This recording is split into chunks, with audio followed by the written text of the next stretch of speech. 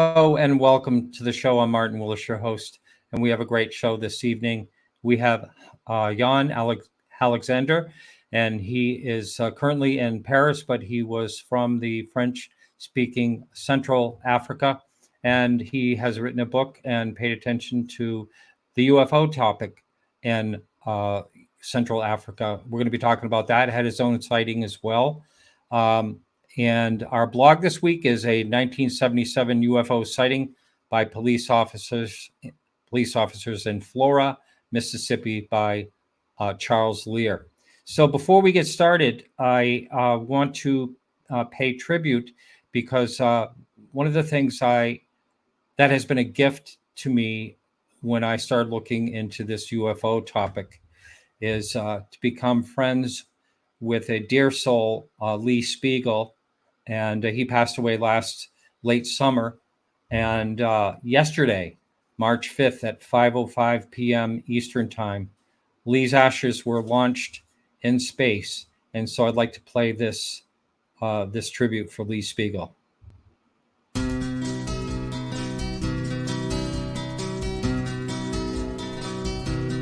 It's so good to see you happy for this time we had together. If it ends, well, that's the way it's got to be. But if you never find the right one that you want to love forever, you know you'll always be that one for me. So live your life and have a good time. Hope you'll always walk in sunshine. 9, 8, May the road 7, you're on 6, grow easier 5, by the 4, mile. 3, 2, 1, ignition, run free. And liftoff of 9, go, 6, go, transporter 10. May the memory bring you back a smile. May the memory bring you back a smile. No one knows about tomorrow. Some seek joy and some find sorrow. But there's reason to be living every day. If you find yourself alone, don't be afraid to say you're lonely. You know I never would turn you away. So live your life and have a good time. Hope you'll always walk in sunshine. And may the road you're on grow easier by the mile. Let your spirit run free. And if you ever think of me, may the memory bring you back a smile. May the memory bring you back a smile. Ooh,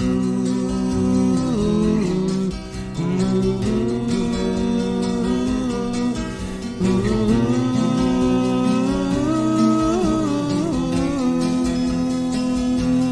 If you find yourself alone, don't be afraid to say you're lonely.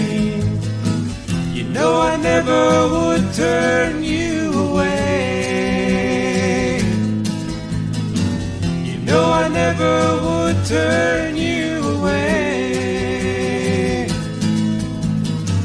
You turn me away. You turn me away. You know I never would turn you away.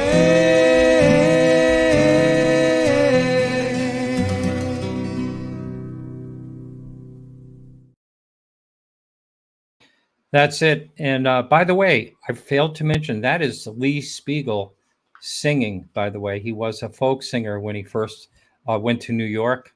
And he kind of fell into the UFO world and kind of stayed in it. But very talented folk singer, and that was his song. So anyway, it was a pleasure to play that. It's time for me to bring in my guest. Jann, welcome to the show. Hi, Martin, and good evening to the audience.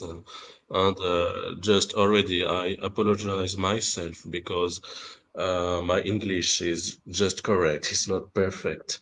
I've learned English in South Africa with African-speaking people, so it's like Chinese who want to speak French in Canada, in Quebec, you know. So.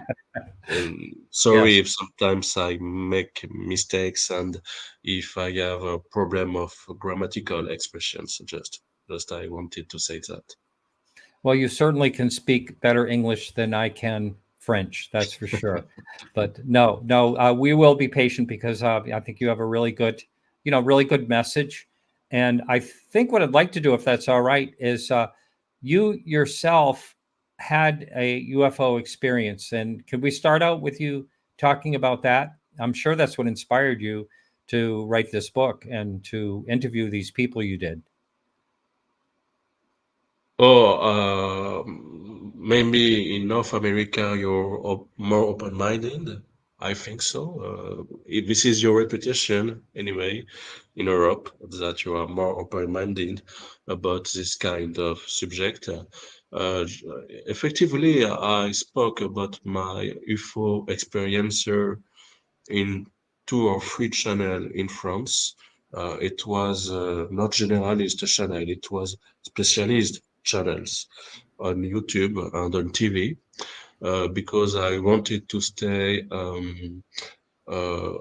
be careful with that. For me, it's not a joke. For me, it's not entertainment. It's very serious.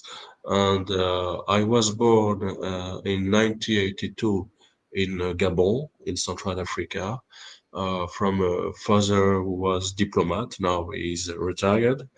And my mother, she's still alive, but she's retired. My mother was a teacher of philosophy and piano. Hmm. And when I was 3 years, we went in Canada and we lived in Ottawa. Oh, And yeah. I was in the suburb of Egg Drive. This is a big suburb, more English-speaking suburb.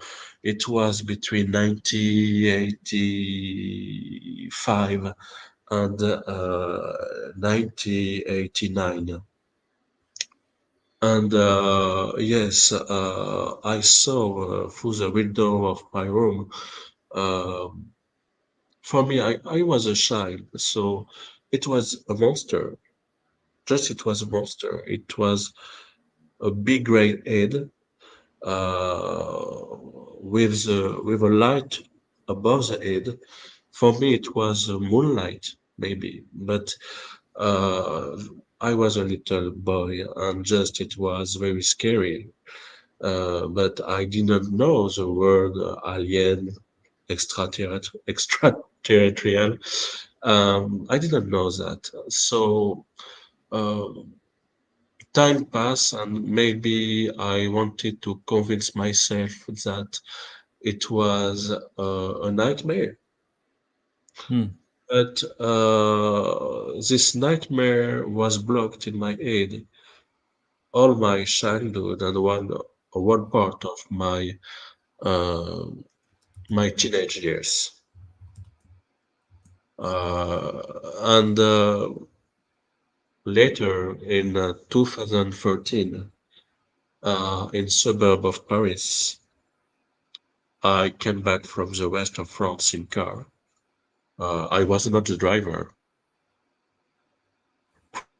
but we arrived in suburb, and I saw a typical flying saucer about a building, a little building.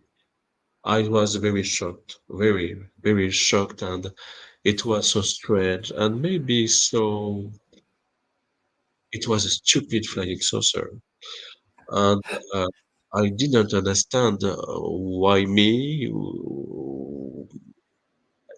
It was I was shocked, and after this observation,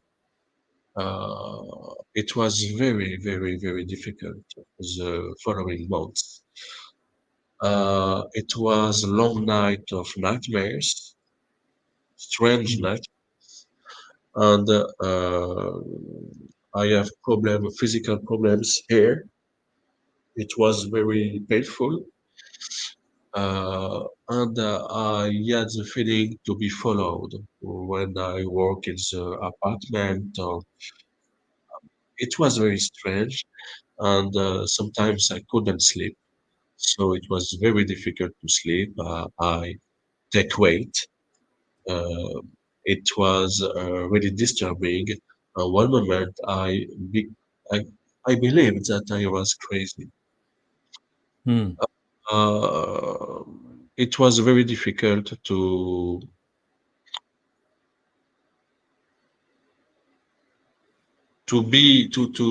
see another reality in my reality, and I had to deal with that. For example, now if I walk in a forest, I have to think about the animals, maybe aggressive animals. I have to think about stupid hunters, and I have to think about a lot of things, and I have to think about possibly UFO in the sky. It's very strange. But before, I didn't think about that. Uh, there is a before and a after in my life. And Mm. after this UFO sighting in the suburb of Paris, it was in Massy-Palaiseau. Uh, uh, I remember the gray head on my childhood. And when I was a little boy, I didn't want to see the dentist. It's a good word, dentist, for the teeth. Mm-hmm. It was very frightening for me.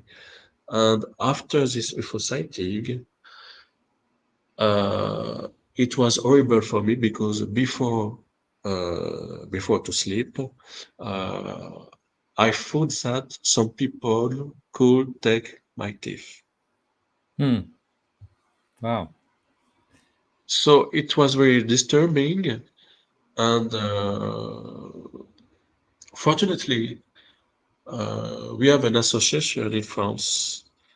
This is CERO France, CERO, and this association, uh, this is a reunion of psychologists, graduates psychologists, and people so-called abductees.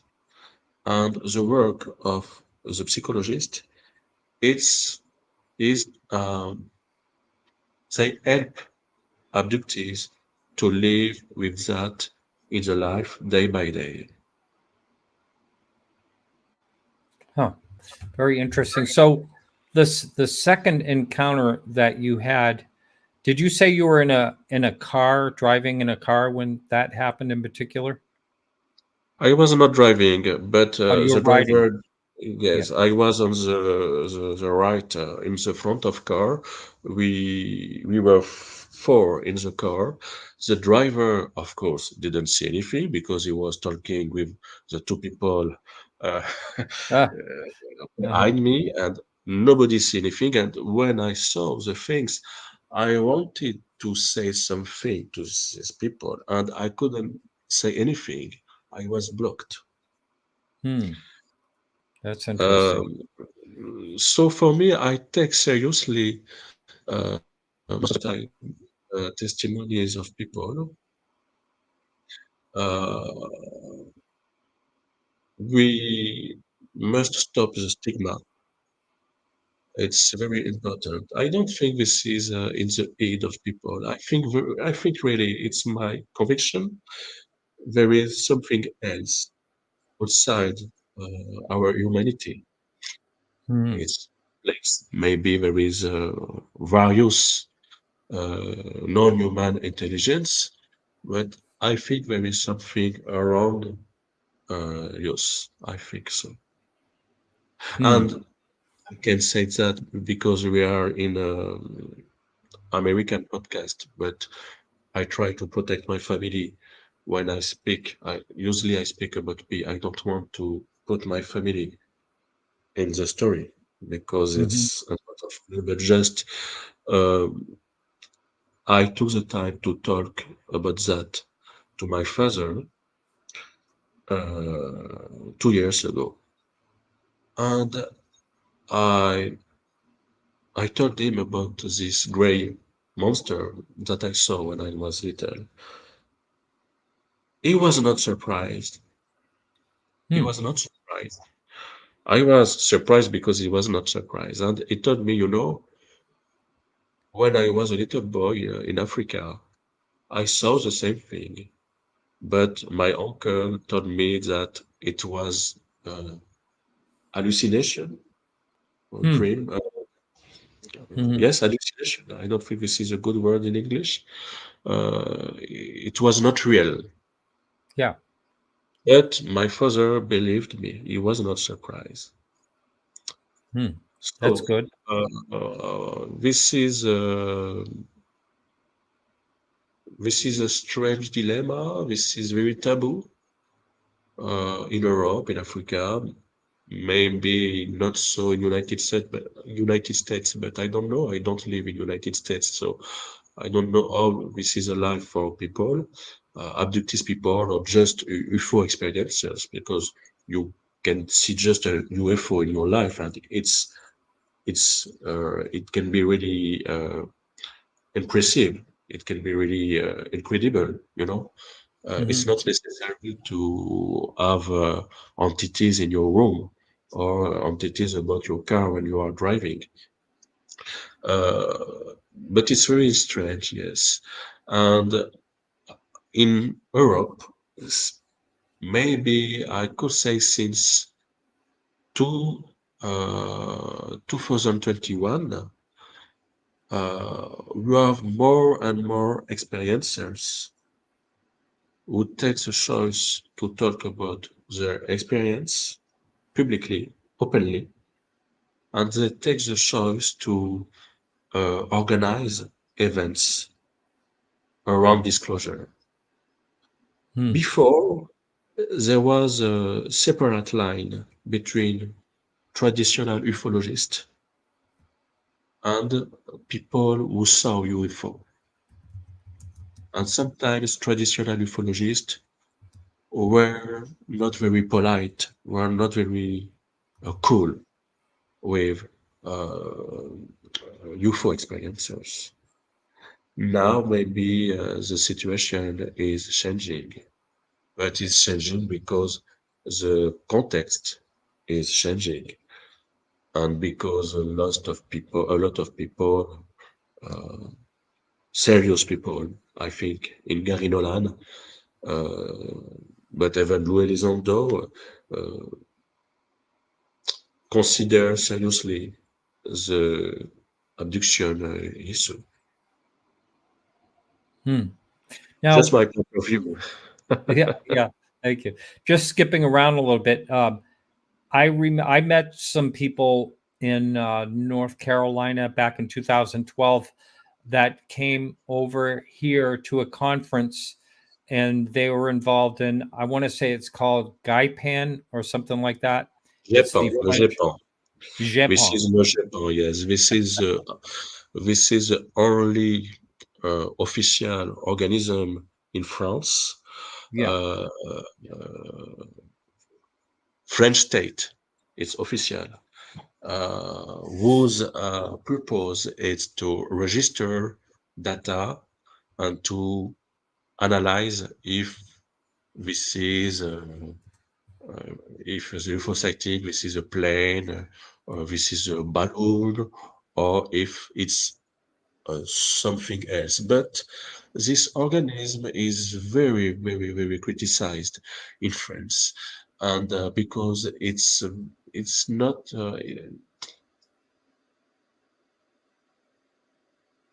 He was very silent about, for example, David Grush. David Grush. Hmm. No, maybe they are terrified.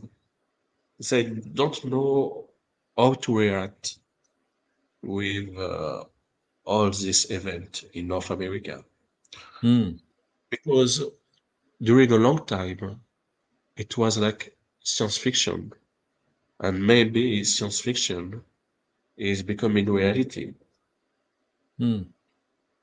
Yes. Yeah. It was when David Grush came out.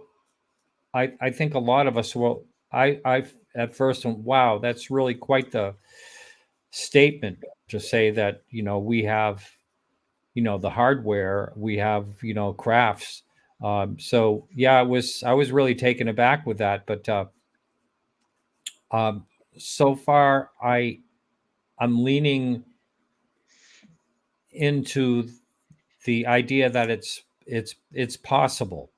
It is possible with just all the people that I've talked to over the years, and you know, I and some people I totally take at face value that they're telling the truth, and so I think it's very possible. I think it's odd that they could crash, but I mean, anything is possible. They may not have the right. Uh, they may come across something they didn't expect, like radar. That is one of the possibilities. uh, Here's a question someone put in chat for you. They wanted to know if you had any type of communication with the visitor. Telepathic, You did. And telepathic. what was that In like? the mind, no oral, just in the mind. Yes. Yeah.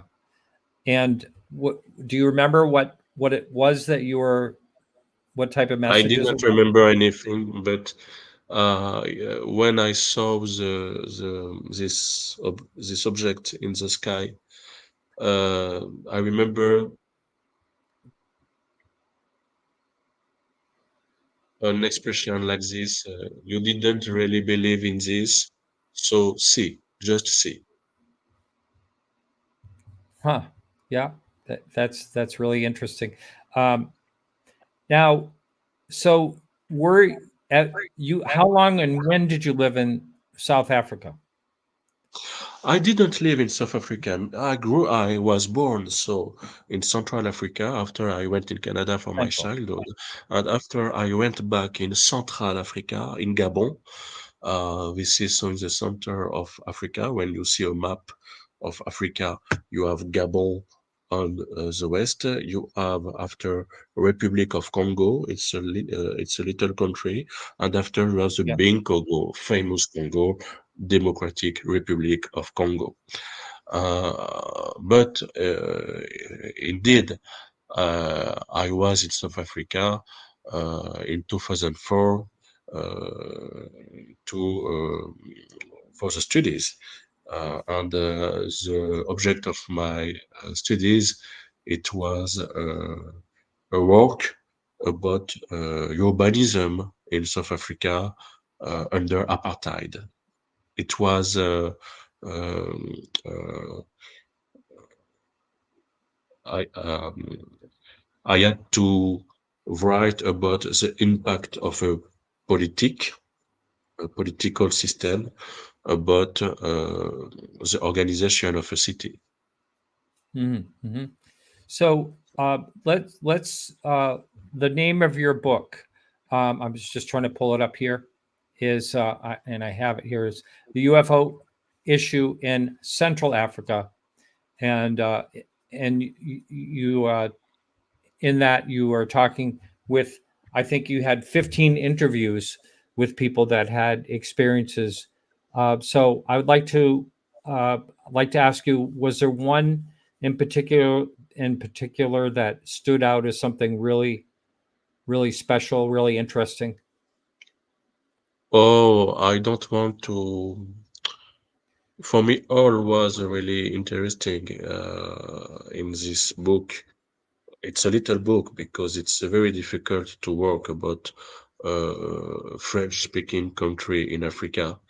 Mm. People don't speak easily about this kind of things, and anyway, you have a lot of taboo in Yeah. our African society, not only about you happy, but a lot of uh, social problems.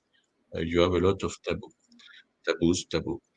Uh, but maybe I was impacted by the words of uh, professor of university Lionel Ikugu-Mensah, who saw egg with legs in the streets of Libreville, the capital of Gabon. And he Mhm. was very shocked because he saw this egg with the legs, and this strange thing was walking in the streets and walking fastly. And Mm. after later, I saw uh, in ufologic literature, I saw other I read other testimonies about uh, UAP who seems like X, and Mm. I think it's interesting, very interesting. Yeah, yeah.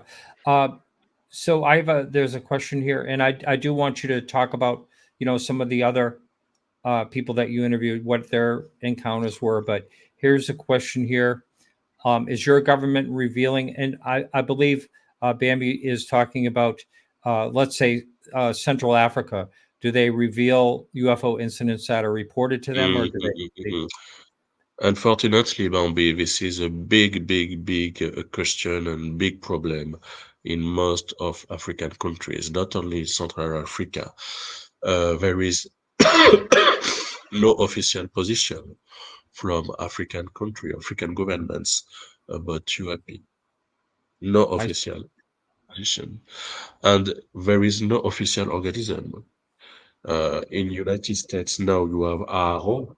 Okay, I know that you have there is a lot of critics about ARO, about Shane Kirkpatrick. I know that, but you have something like that.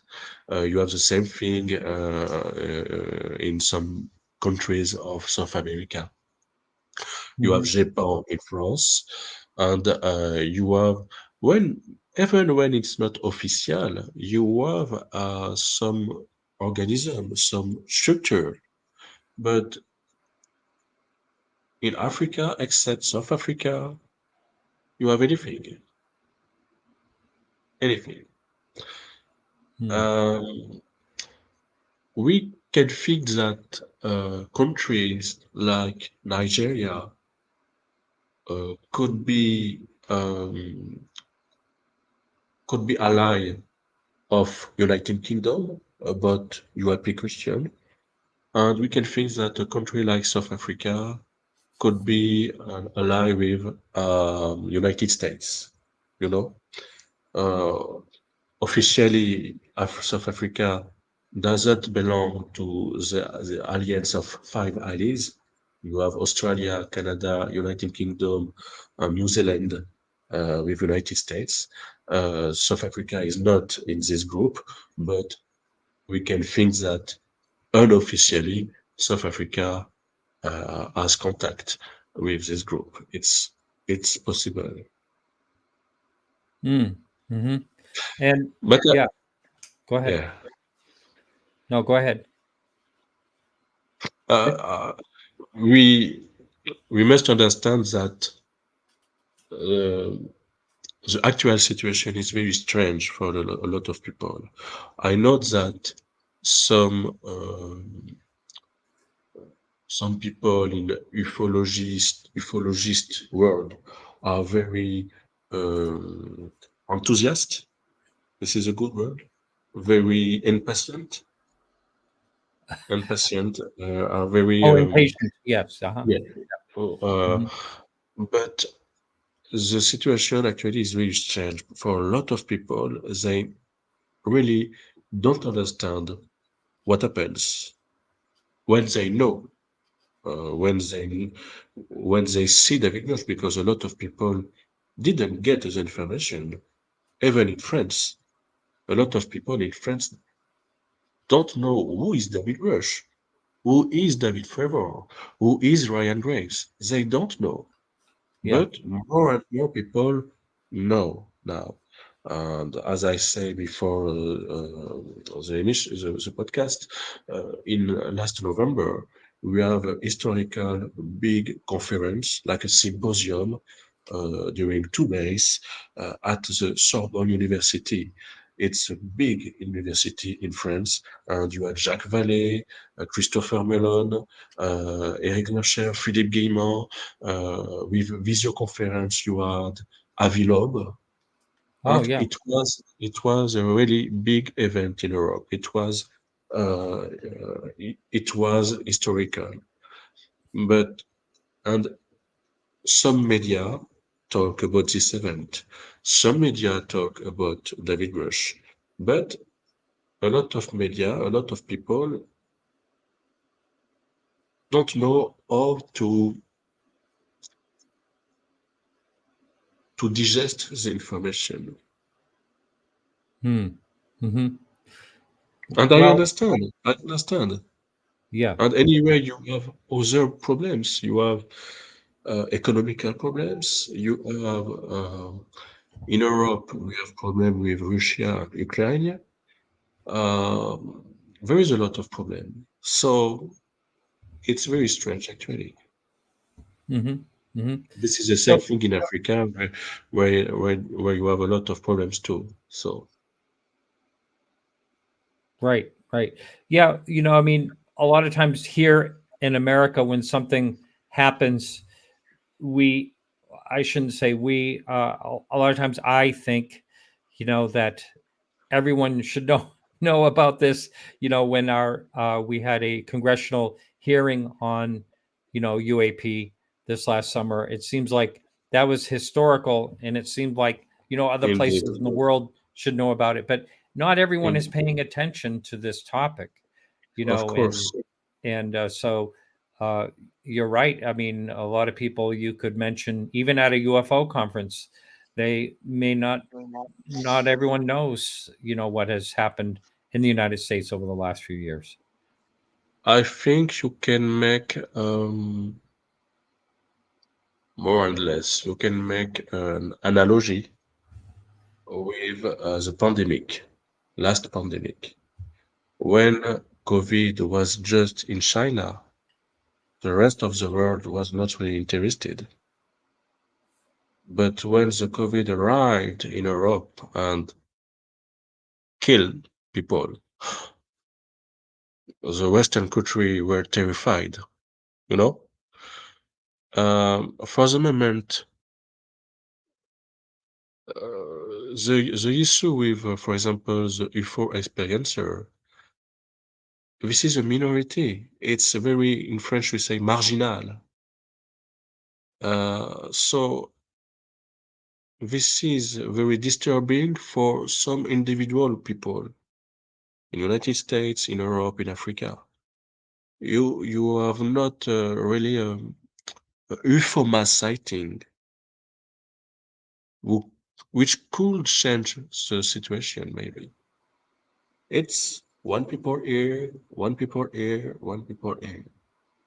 So uh, there is no, for the moment, this is another question, but there is no real impact for the society.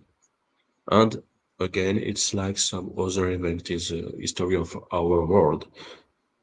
Pandemic in China, if it was just in China, it was not a problem for the rest of the world. But when pandemic arrives in other country, it's a big problem. This is our humanity. Yes, yes, it is, and it's something that is a worldwide, situation. A lot of times, people will say to me, well, do people see these all around the world? And there's been sightings all around the world, since forever. I mean, you hear about European sightings, in the 1500s and things like that. But I mean, not clear of what they actually saw in the sky, of course, being so long ago, but really interesting things. And yeah, I mean, for those 15 people that you interviewed in Central Africa, would you say that how did you get a hold of them anyway to begin with if it's really difficult for them to talk about it? First, because I'm Gabonese by my father, I French with my mother, but I Gabonese with my father, and I have a lot of connections in the Gabonese community in Europe, and I have a lot of connections with Gabonese people in Gabon. And now we've networked with WhatsApp, with Facebook, with Messenger, we can have interesting discussions. It was the same thing with people from the Congo. And I talked with one people, and this person said, you know, you should ask with these other persons. Maybe you get more information. Maybe it could be interesting for you. And it's like this. It was during 1 year. I didn't make this book during 1 year, but it was a long process for me. I've begun to work about this in during the summer 2022, I see. Mm-hmm. and I finished in October 2023. Just and officially, the book was on the French original version was on Amazon just before the famous historical symposium at Sorbonne University. And after my sister helped me to translate this book for English-speaking people in it was published in January. I have to give you this details that it's a first work. Uh, you know, uh, there was nothing about this in Central Africa. This is a part of Central Africa because Central Africa is more bigger. You have Cameroon, you have Central Africa Republic, you have Chad, you have Equatorial Guinea. But for the moment, I wanted to stay uh, about 3 countries because it was very, very difficult. But when you talk with people, you realize that they see the same things that other part of the world, but just most of the time they have not the same words to describe something. But for example, in Gabon, we have Isiki. Isiki is like a dwarf. Isiki is like a dwarf and dwarf with long hair, and Isiki can immobilize you with a stick, you know. And we had the same thing in Finland, in the north of Europe. But just, for example, in the north of Europe, you have a dwarf, but around the dwarf, you have a light. You have a flying saucer. It's very difficult in the case of Gabonese society or Congolese society because you have not always an object around a strange humanoid. You have just the humanoid, but maybe there is something around, but maybe people don't see this.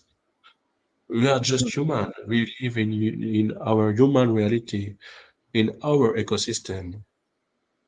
Even in France, I'm talking with you. Maybe there is something about above the building where I live, but maybe I cannot see with my eyes most of the time.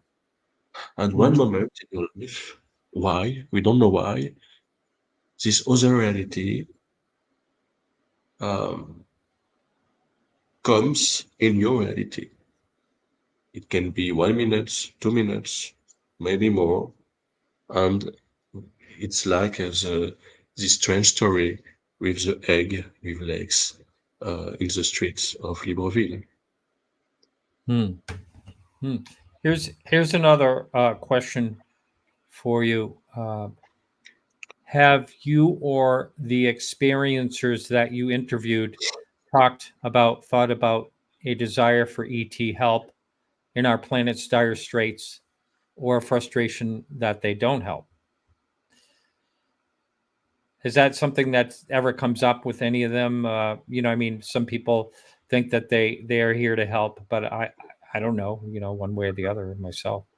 There is no special hope, and I have to say that for some African people, because African continent indeed suffered a lot with a lot of colonization, not only European colonization, but Arab colonization, a lot of colonization, and economical colonization too, from Russia, China, Turkish. And for a lot of African, it's just a new colonizer. So it's not really a good news for them because it's very, you cannot, for example, in Western country, especially in North America, in Mexico, United States, Canada, you had a lot of story about tall blonde people, tall blonde humanoid, and they who came from other worlds. Do you really think that tall blonde it's really a big dream for African people? When you see the story of African people, no, it's not a good news. You know what I mean? Yeah, So it's not the same perception of of humanoid. yeah, Uh, yeah.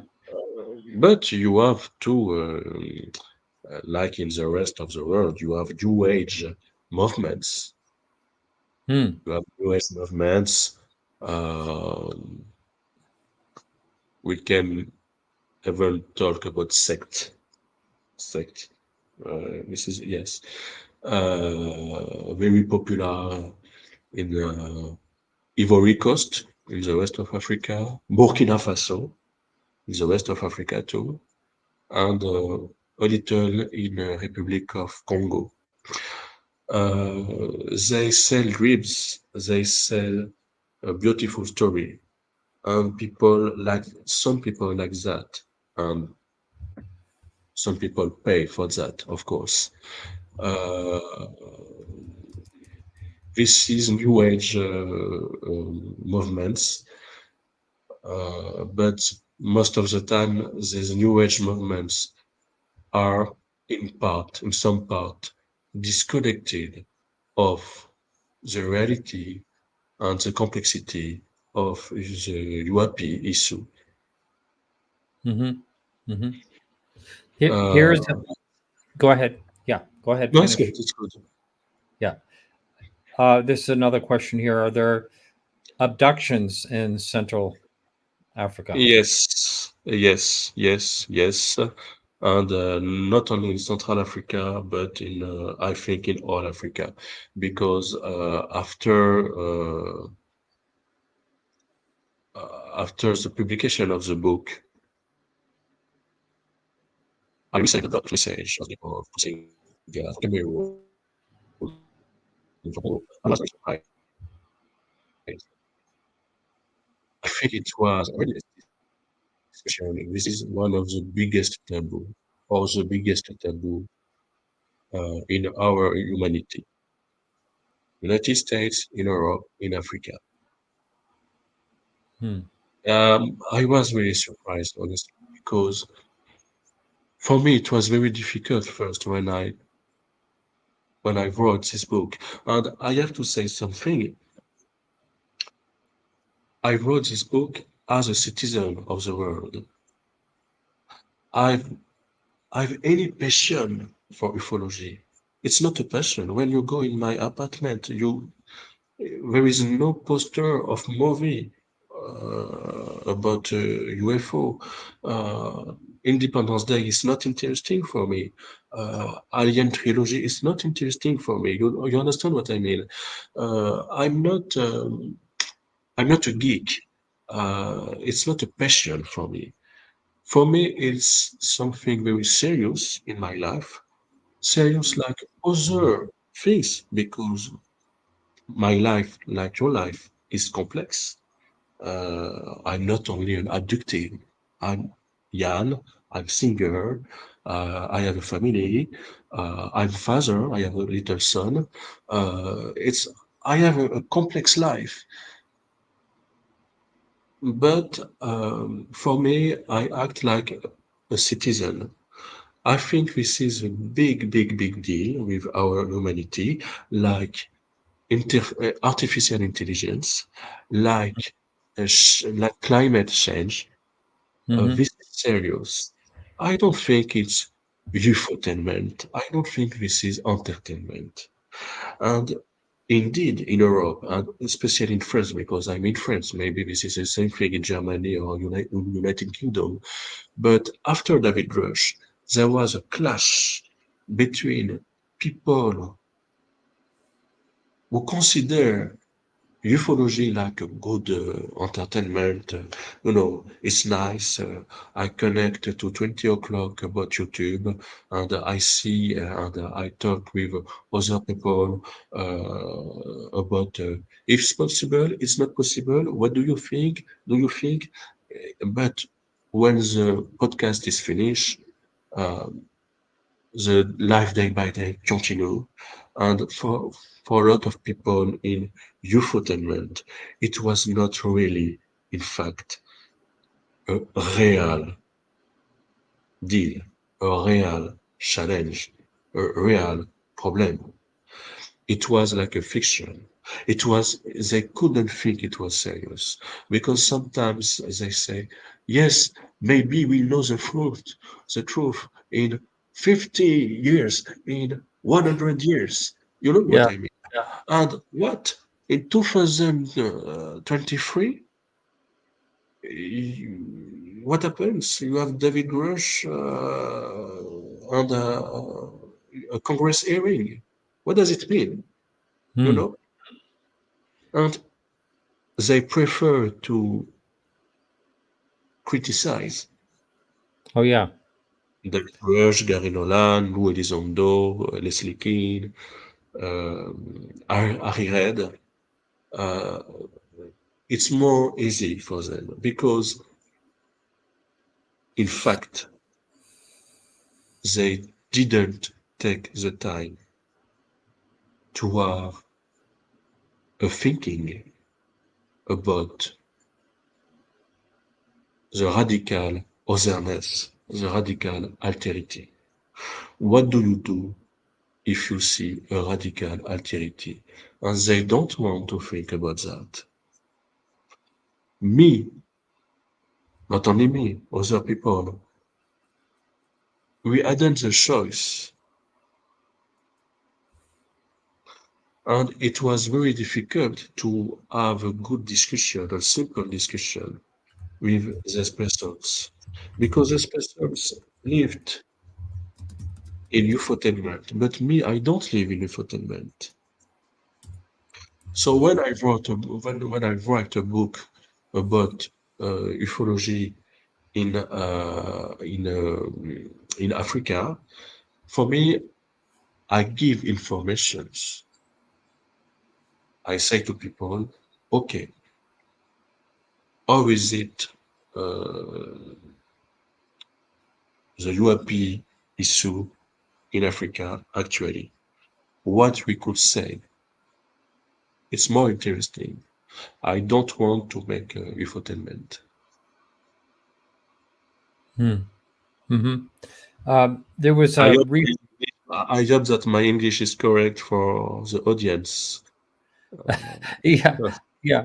No, there's no complaints. It's you're doing a good job, and you're not talking real fast, so that's good. So they can, people can understand.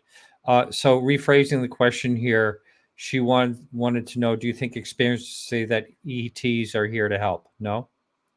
No, and even, for example, in Democratic Republic of Congo, it's a sad story, very sad story, with a rape in a family Hmm. by an entity. Wow. Very Hmm. strange and a dark story. Um, I don't think that a lot of African people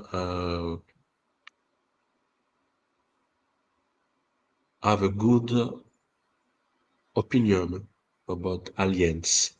Hmm. Uh, you except maybe Ariel phenomenon in Zimbabwe, Hmm. but maybe do you know Credo Boutois? Hmm.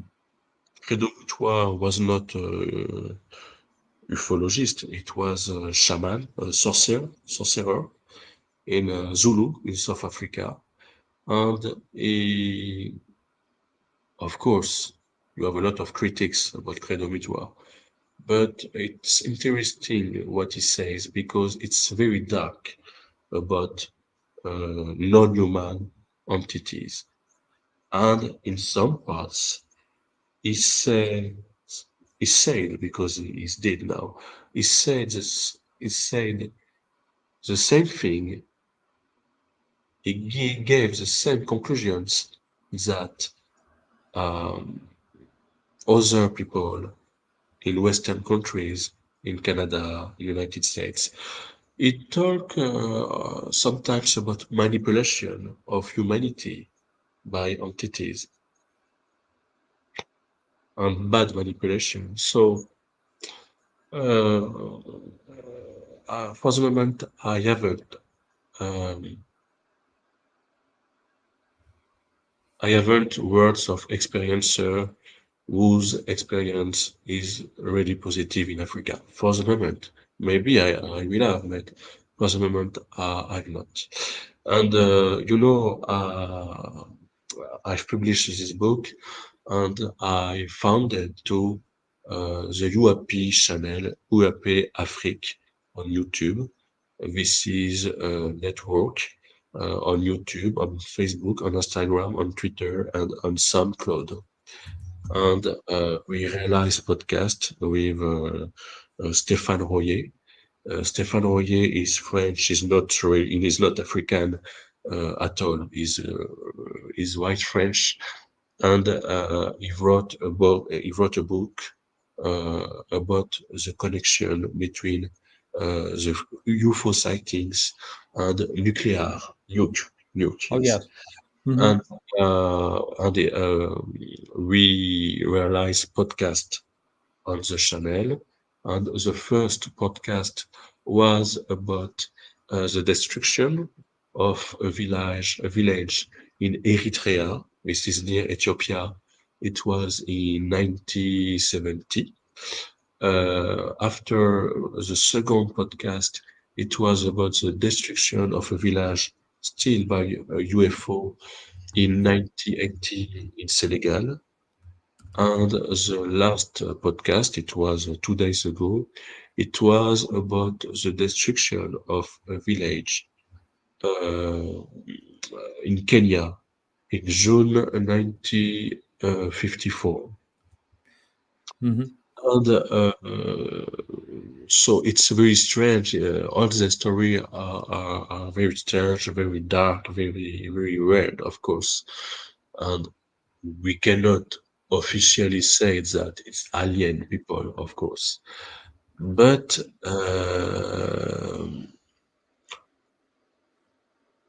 now, uh, some people in France have a theory that the UAP phenomenon,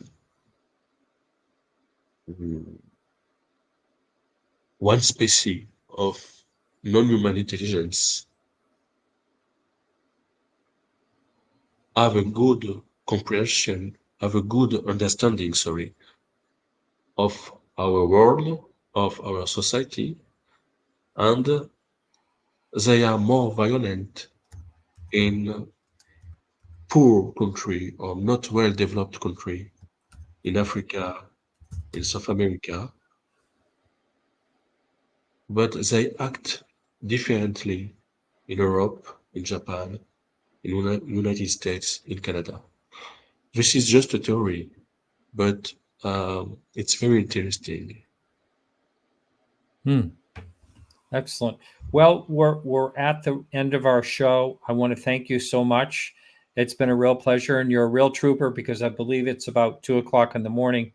And Yes, yeah, yes. Before to leave you, just I want to show you something because sure. it's really nice for me. You can see the original illustration, Oh yeah. Did and you do that illustration yourself? no, it's my Oh, mother. oh, is that right? Oh, you said It's your my mother was an mother. artist. Yeah. Yes, I How asked to about my that? mother, and normally it will be in exposition in June, in July in Paris. Ah, This yep. work illustration. So I wanted to show you because I know that a lot of people like the cover of the book. Yes. And I'm going to pull that up right on the screen right here too. Should come up. There it is right there. Uh, Not a great picture of it, but you can kind of get the gist of it right there. And so, anyway, thank you so much. It's been a real Thank you, pleasure. Martin. Thank And you good luck with your to book. the audience. And thank you for doing that work you did. Um, it's very interesting. And you take care. Thank you. All right. Take care too. Get some rest. Yeah. All right, everyone. So we'll be back next week with Geo Turner. I am actually doing a presentation exactly at 7 o'clock next week when we air. I'm going to be in South Carolina doing a presentation in front of a pretty large audience. So we did already pre-record with Geo Turner. He is a author. He lives in Hawaii. He's in the TV world out there and has some really very interesting theories. So look for that next week at our regular time here at 7 p.m. Eastern. And remember to keep your eyes to the sky.